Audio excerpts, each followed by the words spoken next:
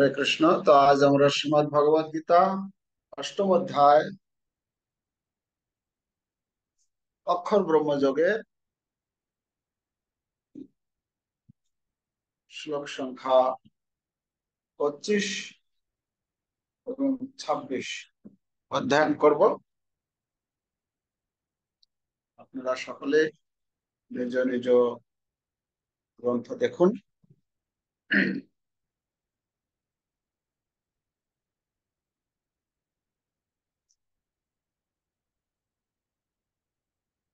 25 নম্বর শ্লোক।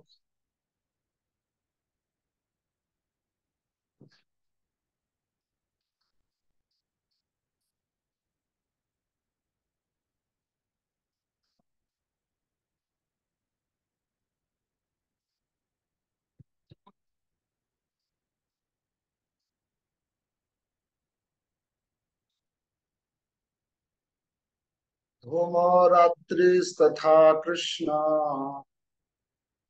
ষণ্মাসা দক্ষিণায়নম তত্র চন্দ্রমসং জ্যোতির যোগী প্রাপ্য নিবর্ততে। শ্লোকের অনুবাদ: ধূম রাত্রি কৃষ্ণপক্ষ অথবা 6 মাস দক্ষিণায়ন কালে দেহত্যাগ করলে যোগী চন্দ্রলোকে গমন পূর্বক সুখ ভোগ করার পর পুনরায় মর্তলোকে প্রত্যাবর্তন করেন। এই শ্লোকের তাৎপর্য প্রভুপাদকৃত। শ্রীমদ্ ভাগবতের তৃতীয় স্কন্ধে কপিল দেব উল্লেখ করেছেন যে পৃথিবীতে যারা সকাম কর্ম ও যজ্ঞ অনুষ্ঠানে দক্ষ তারা দেহত্যাগ করার পর চন্দ্রলোকে গমন করেন। এই সমস্ত উন্নত আত্মারা সেখানে দেবতাদের গণনা অনুসারে 10,000 বছর বাস করেন এবং সোমরস পান করে জীবন উপভোগ করেন, কিন্তু পরিশেষে তাদের আবার এই পৃথিবীতে ফিরে আসতে হয়। এর থেকে আমরা বুঝতে পারি যে চন্দ্রলোকে অনেক উন্নত স্তরের জীব আছেন, যদিও তারা স্থূল ইন্দ্রিয় গোচর নয়। 26 নম্বর শ্লোক। শুক্ল কৃষ্ণে গতি হেতে জগত শাশ্বতে মতে একয়া জাত্যনাবৃত্য বৃত্তিম অন্যায়া বর্ততে পুনঃ। অনুবাদ: বৈদিক মতে এই জগৎ থেকে দেহত্যাগের দুটি মার্গ রয়েছে, একটি শুক্ল এবং অপরটি কৃষ্ণ। শুক্ল মার্গে দেহত্যাগ করলে তাকে আর ফিরে আসতে হয় না, কিন্তু কৃষ্ণ মার্গে দেহত্যাগ করলে ফিরে আসতে হয়। তাৎপর্য: আচার্য বলদেব বিদ্যাভূষণ ছান্দোগ্য উপনিষদ থেকে জড় জগতে গমনাগমনের এই রকম একটি শ্লোকের বিবরণ উদ্ধৃতি করেছেন। যারা অনন্ত কাল ধরে সকাম কর্ম ও দার্শনিক জ্ঞানের অনুশীলন করে আসছে, তারা নিরন্তর গমনাগমন করছেন। প্রকৃতপক্ষে ভগবান শ্রীকৃষ্ণের চরণারবিন্দে শরণাগত না বলে হন না বলে তারা অন্তিম মুক্তি লাভ করতে পারেন। তাহলে এখানে আমরা দেখতে পাচ্ছি, আমরা এর পূর্ববর্তী শ্লোকে আলোচনা করেছিলাম যে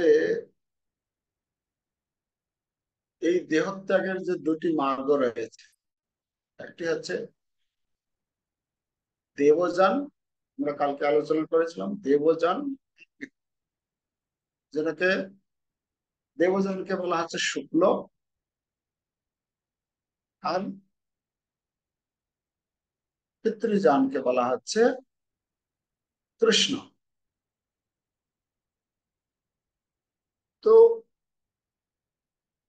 আজকে বর্ণনা করা হচ্ছে যে মানে যে মার্গে, যে পন্থায়, যে সময়ে দেহত্যাগ করলে আবার এই জড়জগতে ফিরে আসতে হয়। এখানে বর্ণনা করা হচ্ছে যে ধূমরাত্রি কৃষ্ণপক্ষ এবং দক্ষিণায়ন। দক্ষিণায়নের যে 6 মাস, আমরা কালকে গত শ্লোকে আলোচনা করেছি যে উত্তরায়ণ এবং দক্ষিণায়ন সম্বন্ধে। তো এখানে এই যে মার্গ, মানে ধূম, রাত্রি, কৃষ্ণপক্ষ, দক্ষিণায়ন, এই সময়ে যারা দেহত্যাগ করেন, কাদের কথা বলা হচ্ছে? যারা হচ্ছে কর্মকাণ্ডীয়, হ্যাঁ, কর্মকাণ্ডের অনুষ্ঠান করে থাকেন, বিভিন্ন আহ আহ, পুণ্যকর্ম আদি অনুষ্ঠান করে থাকেন, তাদের কথা বলা হচ্ছে। সেই সমস্ত কর্ম, মানে এই কর্মকাণ্ডের অন্তর্ভুক্ত একটি। আর এদের ফলটা কি? এদের ফল হচ্ছে চন্দ্রমাসম, মানে হচ্ছে চন্দ্রলোক, স্বর্গে যাবে। স্বর্গে গিয়ে তারা অনেক সময়, হ্যাঁ, এখানে প্রভুপাদ তাৎপর্যে তুলে ধরেছেন যে দেবতাদের গণনায় 10,000 বছর, মানে আমাদের এখানকার 1 বছরে হচ্ছে দেবতাদের 1 দিন। তাহলে আমাদের 30 দিনের যে মাস হয়, মানে দেবতাদের 30 দিনে মাস, মানে এখানকার 30 বছর। 1 মাসে ওদের, মানে একদিনই যদি 1 বছর হয়, তাহলে দেবতাদের 1 মাসে 30 বছর হয়ে যাচ্ছে আমাদের গণনায়, ওদের 1 মাসে। তো মানে একটা অনেক লম্বা সময় যাবত তারা সেখানে সে স্বর্গ সুখ উপভোগ করবে। স্বর্গে কি পাওয়া যায়? স্বর্গে কি কি পাওয়া যায়? স্বর্গে পাওয়া যায় সোমরস, হ্যাঁ, সেখানকার স্বর্গের যে সুখ,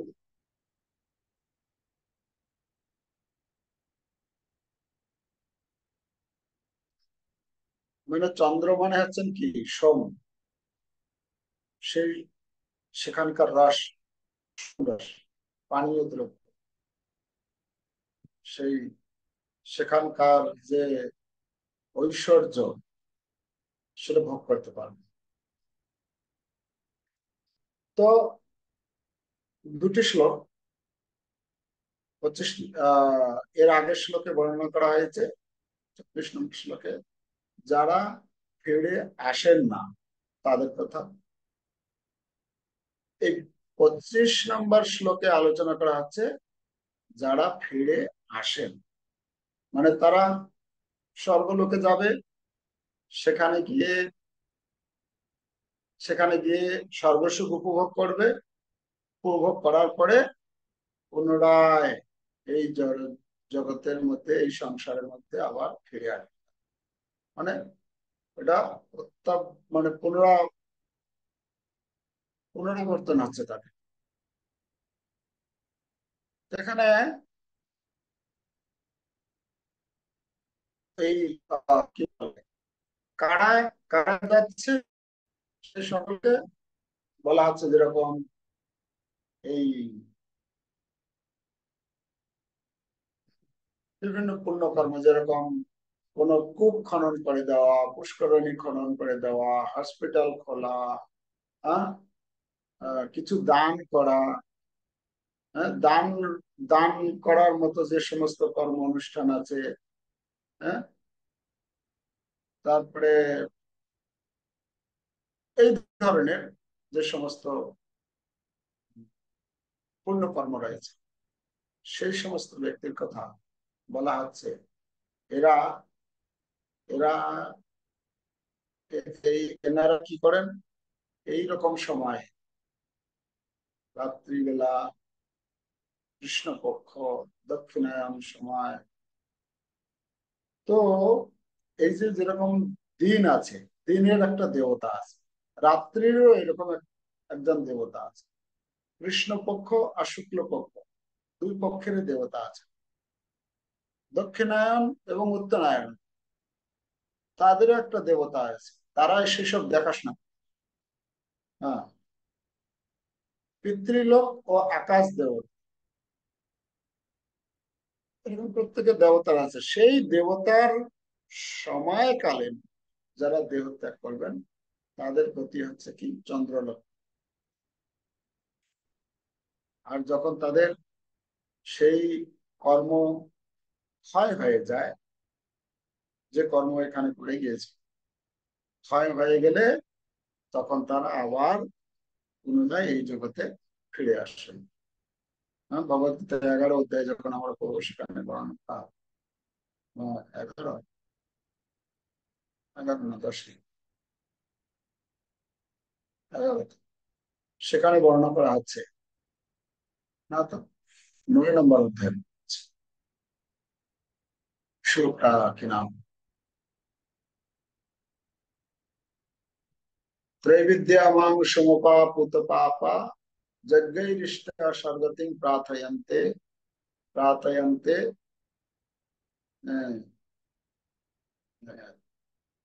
त्रैविद्या সমপাপুত পাপা যজ্ঞৈরিষ্টা স্বর্গতিং প্রার্থয়ন্তে ते पुण्यम आस्वाद्य सुरेंद्र लोकम अश्नन्ति दिव्यां दिविवे देव भोगान। বলা হচ্ছে এই ত্রৈবিদ্যা, ত্রৈবিদ্যাতে মানে তারা হচ্ছে এই বিভিন্ন রকম পুণ্যকর্ম আদি এসব যে অনুষ্ঠান করে, তারা কি হয়, ভুক্ত স্বর্গলোকম বিশালম, বিশাল স্বর্গসুখ তারা উপভোগ করে। এই বিশাল স্বর্গসুখ উপভোগ মানে এখানে যখন বলা প্রপাত তাৎপর্য দিয়েছেন, 10,000 বছর যাবত তারা সেখানে ইন্দ্রিয় সুখ উপভোগ করতে পারে।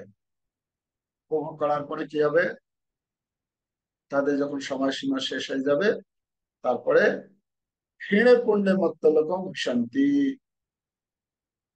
সে পুণ্য যখন ক্ষীণ মানে ক্ষয় হয়ে যাবে, শেষ হয়ে যাবে, তখন মর্তলোকম, এই এই জগতে আবার তাদেরকে ফিরে আসতে হবে।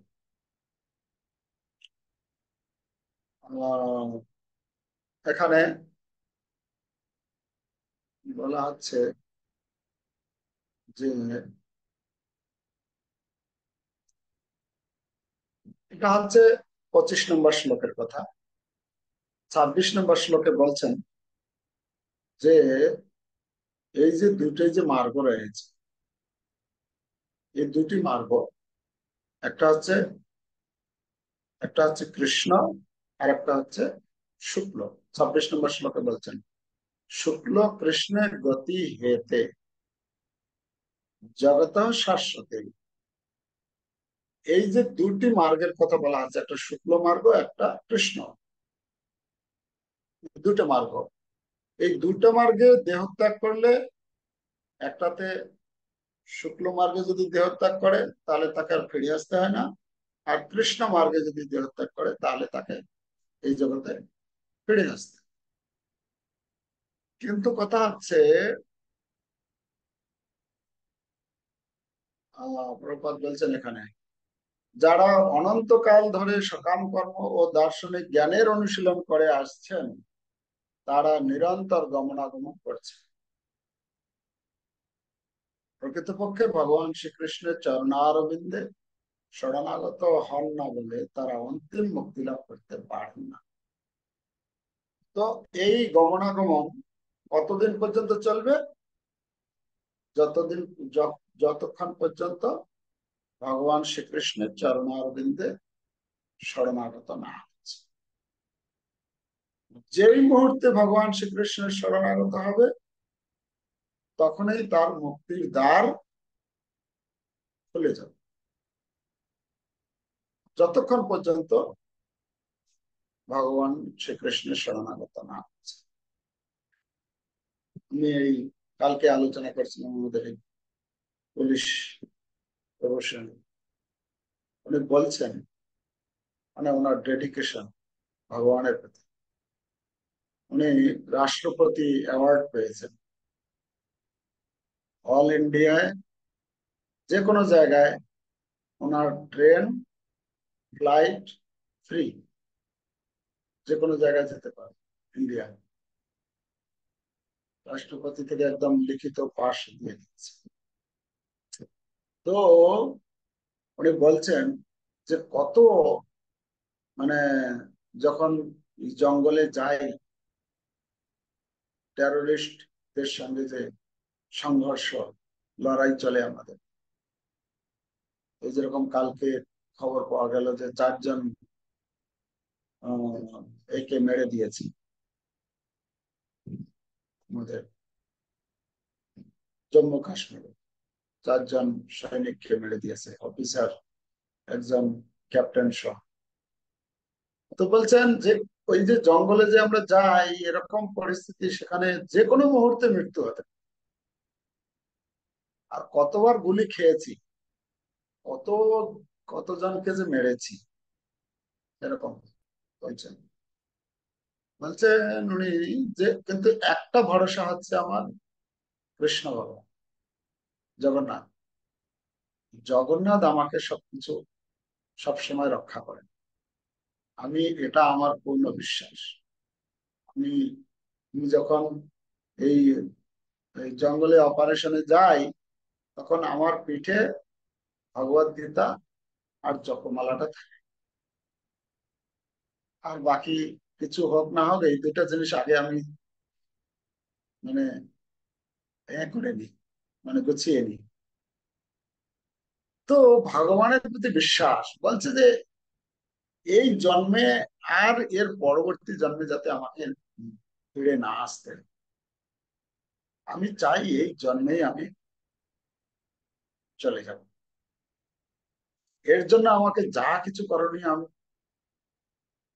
আমি দেখলাম তার ডেডিকেশন কিরকম, যে এই জন্মে আমাকে যেতেই হবে যেন তেন প্রকার, এর জন্য আমাকে যা ত্যাগ করার করতে আমি প্রস্তুত।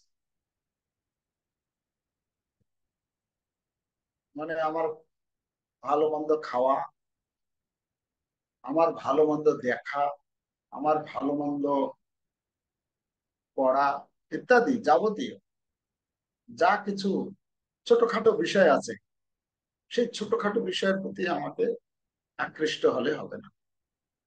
আমার যে লক্ষ্য, আমাকে আমার লক্ষ্যে আমাকে এগিয়ে চলতে হবে। এখানে বলা হচ্ছে যে কৃষ্ণ ভক্তি, কৃষ্ণের শরণাগত যতক্ষণ পর্যন্ত একজন না আছে, ততক্ষণ পর্যন্ত তার কি হবে, এই কৃষ্ণ পক্ষ আর শুক্ল পক্ষ, যে কোনো একটা পক্ষে তো আমাদেরকে মরতেই হবে, তাই না? যে কোনো একটা পক্ষে মরতে হবে। হয়তো কৃষ্ণ পক্ষে মরবো, নাহলে শুক্ল পক্ষে মরবো, হয়তো দিনে মরবো, নাহলে রাতে মরবো, হয়তো উত্তরায়ণে মরবো, নাহলে দক্ষিণায়নে মরবো, হয়তো অন্ধকারে মরবো, অথবা কাশে জ্যোতিতে মরবো। মরতে তো হবে। কিন্তু আমি আমি রাত্রে মরি আর দিনে মরি, সব থেকে ইম্পর্টেন্ট, সব থেকে গুরুত্বপূর্ণ বিষয় কোনটা? আমি শ্রীকৃষ্ণের শরণাগত হয়েছি কিনা। যদি আমি শ্রীকৃষ্ণের শরণাগত হয়েছি, তাহলে আমার জন্য রাত দিন, উত্তরায়ণ দক্ষিণায়ন, হ্যাঁ, শুক্লপক্ষ কৃষ্ণপক্ষ, এগুলি কোনোটার দ্বারাই আমি প্রভাবিত হব না। যদিও সেই সমস্ত দেবতাদের, রাত্রির দেবতা, হ্যাঁ, দিনের দেবতা, উত্তরায়ণের দেবতা, দক্ষিণায়নের দেবতা, শুক্লপক্ষের, কৃষ্ণপক্ষের ইত্যাদি, তাদের তাদের সময়সীমার মধ্যে আমি দেহত্যাগ করব। কিন্তু তা হলেও যেহেতু কৃষ্ণের শরণাগত, একজন ভক্ত যখন কৃষ্ণের শরণাগত হবে, তখন আর তার এই সমস্ত কোনো নিয়ম লাগু হবে না। এই যে এখন এখানে মন্দিরে মন্দিরে, এই জগন্নাথপুরী মন্দিরে আজকে তো একদম পুরো কড়া, মানে পুরো মন্দিরের চত্বরে আশপাশে সব দিকে যত গলি আছে সব জায়গায় ব্যারিকেড লাগিয়ে দিয়েছে। আজকে বিশেষ করে সমাবেশ হবে তো একদম চতুর্দিকে কত 40,000 পুলিশ মোতায়েন করা আছে এই রথের জন্য। এই করেছে তো চতুর্দিকে, কোথাও হেঁটে ছাড়া কেউ কিছু কোথাও যেতে পারবে না। কিন্তু এই যে পুলিশ, উনি কি করেন, আমাকে, ওনার যেহেতু ড্রেস আছে পুলিশের ড্রেস, একদম পুরো মন্দিরের কাছে নিয়ে গেছে, ওনার রেস্ট্রিকশন। কিন্তু এমনি রেস্ট্রিক্ট সবার জন্য, জেনারেল পাবলিকের জন্য রেস্ট্রিকশন আছে। এই রোডে যাওয়াই যাবে না, এই রোড একদমই বন্ধ, এই রোড আসার রোড, এই রোড যাওয়ার রোড, ইত্যাদি অনেক রকম রেস্ট্রিকশন। কিন্তু যেহেতু উনি পুলিশ ডিপার্টমেন্টে আছেন, ওনার জন্য কোনো নিয়ম নেই। একদম সরাসরি মন্দিরে, কালকে মন্দিরে প্রবেশ করব, তো কি করে প্রবেশ করবো, আমার কাছে মানে প্রসাদের জন্য জিজ্ঞেস করলাম, তো বলছে ঠিক আছে। আর আমাকে নিয়ে গেল জগন্নাথের যেখানে মালাগুলো তৈরি করা, মানে জগন্নাথকে সারাদিন যে কতবার মালা পরানো হয় হাতে, তারপরে নাকে, মাথায়, বিভিন্ন জায়গায় যে পরানো, সেই রুমে নিয়ে গেল। বললেন যে একজন মাতাজি আছেন, ওই মাতাজি খুব ভক্তি মতি উনি, হ্যাঁ, অনেক বড় পোস্টে চাকরি করতেন, চাকরি ছেড়ে দিয়ে উনি জগন্নাথের মালা তৈরি করছেন। তো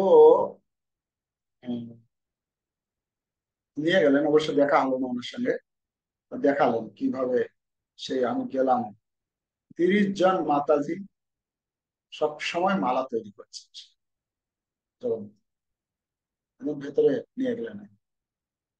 তারপরে ওখান থেকে আমার কাছে ফোনটা ছিল, ফোনটা উনি ওনার পকেটে নিলেন, ওনার ফোন আছে, আবার আমার ফোনটা, দুই পকেটে দুইটা ফোন নিয়ে ভেতরে।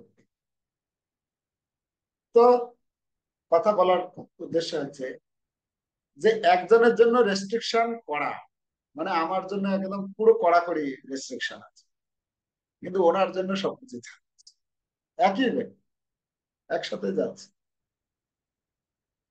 তো এখানে কিরকম, একদম চলে গেলাম সব যত জায়গায় ভেতরে, হ্যাঁ, ছাদের উপরে নিয়ে গেল, ওখান থেকে পুরো দৃশ্য দেখানো ইত্যাদি। যেখানে যাচ্ছে সেখানে বলছে আমার বড় ভাই আছে, হ্যাঁ, বলে কোথাও হয়তো রেস্ট্রিকশন যেখানে করা আছে সেখানে। তো কথা হচ্ছে কৃষ্ণপক্ষের দেহত্যাগ করলে তার একটা বিধি আছে, শুক্লপক্ষে দেহত্যাগ করলে তার একটা, সেই বিধির, সেই নিয়মের মধ্যে, সেই নিয়মের মধ্যে দিয়ে তাকে যেতে হবে। কিন্তু মনে হচ্ছে যখন কৃষ্ণের শরণাগত হবে, তখন এই যে পুলিশ বর্দি পড়ানো, আপনাকে কোথাও আর দাঁড় করবে না, কোথাও আটকাবে না, আপনি একদম সরাসরি চলে যান।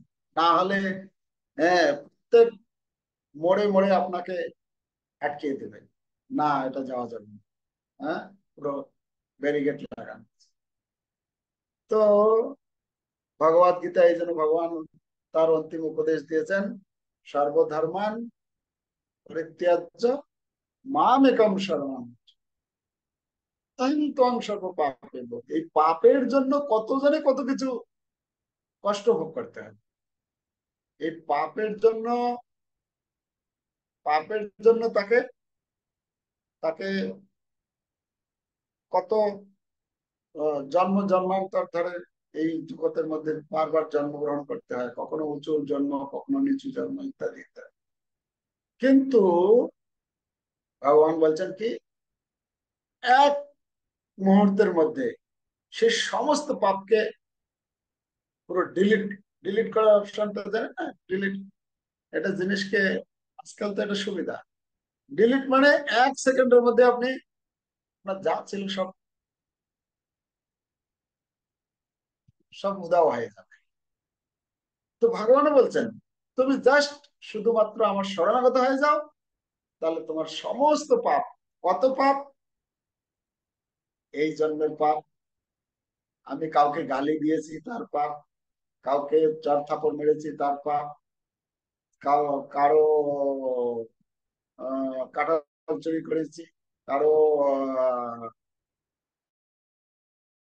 চুরি করেছি, বা কারো আর কিছু করেছি, টাকা চুরি করেছি, টাকা চুরি হয়তো পকেট থেকে না, হয়তো কথায় ছল কপট করে নিয়ে নিয়েছি। এই যত রকমের পাপ আছে, ভগবান বলছেন সর্ব পাপ, মানে এই জন্মের পাপ, এর আগের জন্মের পাপ, তার আগের জন্মের পাপ, তার আগের জন্ম, কতগুলো জন্ম ঘুরে এসেছি না, তো কত জন্ম জন্মান্তর ধরে আমরা আছি জগতে। তো যতগুলো জন্মের পাপ, যত রকমের পাপ, কত রকমের পাপ আছে, কাঁচা, আধা পাকা, পেকে যাওয়া, হ্যাঁ, কোনগুলো হয়তো কড়ি অবস্থায় আছে, হ্যাঁ। তো যত রকমের পাপ, অপ্রারব্ধ ফলম পাপম কুটম বীজম ফলন মুখম ক্রমেণৈব প্রলীয়তে বিষ্ণু ভক্তি কথা, কর্মপুরাণে বলা হচ্ছে। তো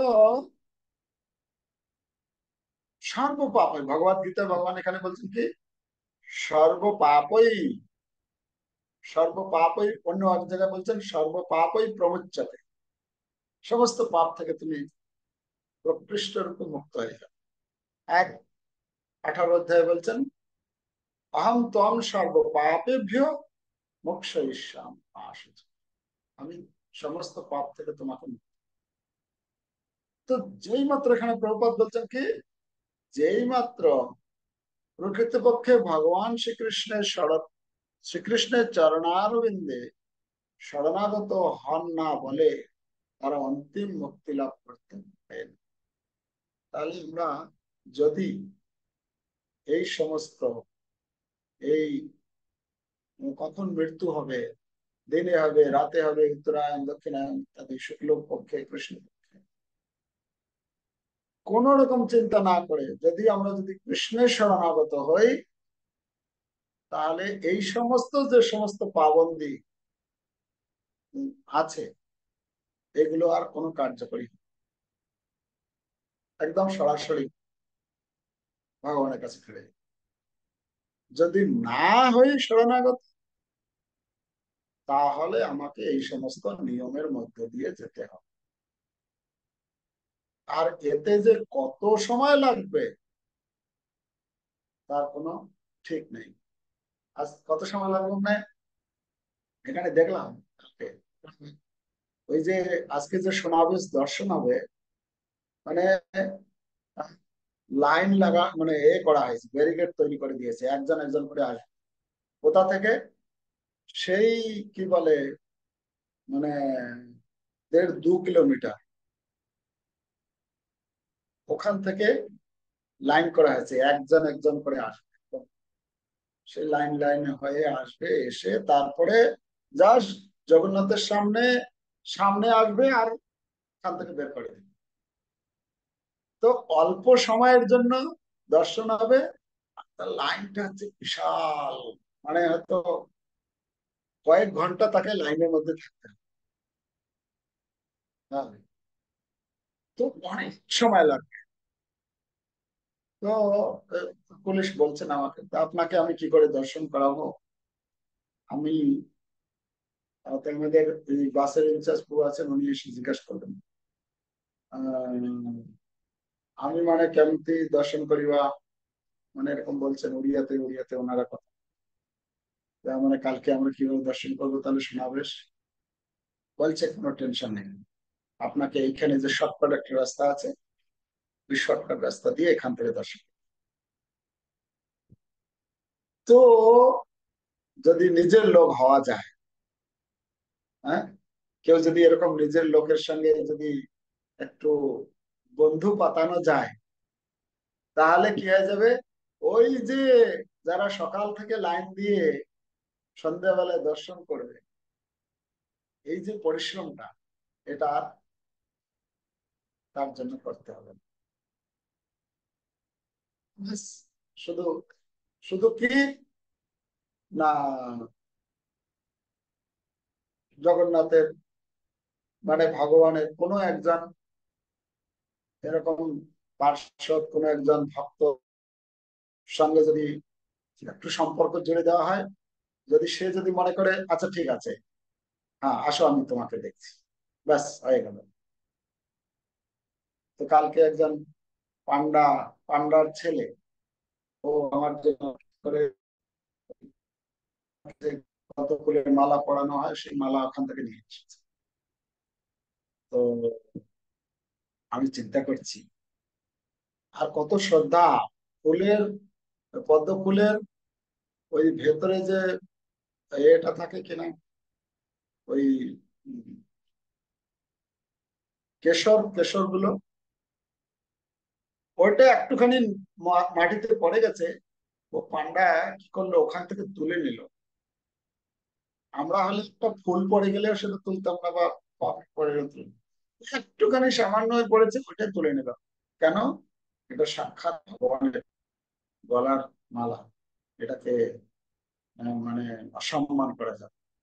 তা আমি চিন্তা করছি তারা কত মানে শ্রদ্ধা এবং প্রগাঢ় ভক্তি দিয়ে ভগবানের সেবা করেন, এবং ভগবানের যে সমস্ত যাবতীয় ব্যবহার করা যে সমস্ত দ্রব্যাদি, তারা তাকে কতটা সম্মান। তো ভগবান এবং ভগবানের ব্যবহৃত সামগ্রী অভিন্ন, সেই জ্ঞানে আমাদের সম্মান। তো কথা হচ্ছে যে আমরা যদি ভগবানের শরণাগত হই, তাহলে ভগবান যেন তেন প্রকারে আমাদের এই সমস্ত যত রকমের নিয়ম কানুন, জেনারেল মানে সাধারণ লোকের জন্য তৈরি করা আছে, সেই সমস্ত নিয়ম আর আমাদের জন্য কার্যকরী। একটাই শর্ত দিয়েছেন কি, ভগবানের শরণাগত হতে হবে, তার ভক্তি অনুসারে। তাকে নিয়ে ভাবতে হবে, ভগবানকে নিয়ে ভাবতে হবে। তাহলে আমরা আমরা আমরা কি হব, আমরা এই সমস্ত নিয়ম কানুন, কত জটিল যে বিষয় রয়েছে এই জগতের, এই সমস্ত জটিল বিষয় থেকে সেই কষ্টগুলো আর করতে হবে না, সরাসরি ভগবানের। তো এটাই হচ্ছে আমাদের জীবনের লক্ষ্য, যে আমরা যেন তেন প্রকারে মনটাকে ভগবানের পাদপদ্ম, ভগবানের প্রতি শরণাগত হয়ে তার ভক্তি অনুশীলন, এটা হচ্ছে উদ্দেশ্য। এটা যদি আমরা করি, তাহলে আমরা আমাদের মনুষ্য জীবনকে সার্থক করতে পারবো। না হলে আবার সেই থাকতে হবে, কবে যে আবার মনুষ্য শরীর পাবো তার কোনো ঠিক। এই জন্য গীতা ভাগবত অধ্যয়ন, শ্রবণ, হরিনাম জপ, ভক্ত সঙ্গ যদি আমরা করি, তাহলে ধীরে ধীরে ধীরে ধীরে ভগবানের কৃপা হলে আমরা এই মনুষ্য জীবনকে সার্থক করতে পারবো, তাই না? তো যাই হোক, আহ জগন্নাথের কাছে আমি প্রার্থনা করি আপনারা সকলেই ভগবত ভক্তিতে উন্নতি লাভ করুন, ভগবানের প্রচার কার্যে আপনারা যুক্ত হন, শিল প্রভুপাদের গ্রন্থ বিতরণ কার্যে যুক্ত হন। হ্যাঁ, ভগবান এতে বেশি খুশি হন। ভগবানের কৃপা, ভগবানের দৃষ্টি আকর্ষণ করার একটা সব থেকে প্রকৃষ্ট পন্থা, তার, হ্যাঁ, তার এবং শিল প্রভুপাদের দৃষ্টি আকর্ষণ করার একটা সেবা হচ্ছে শিল প্রভুপাদের অপ্রাকৃত গ্রন্থাবলী বিতরণ। যে যেখানে আছেন, যেভাবে আছেন, চেষ্টা করুন আপনারা সকলে সেটা প্রভুপাদের গ্রন্থ যেন আমরা আহ, অন্যের হাতে তুলে দিতে পারি।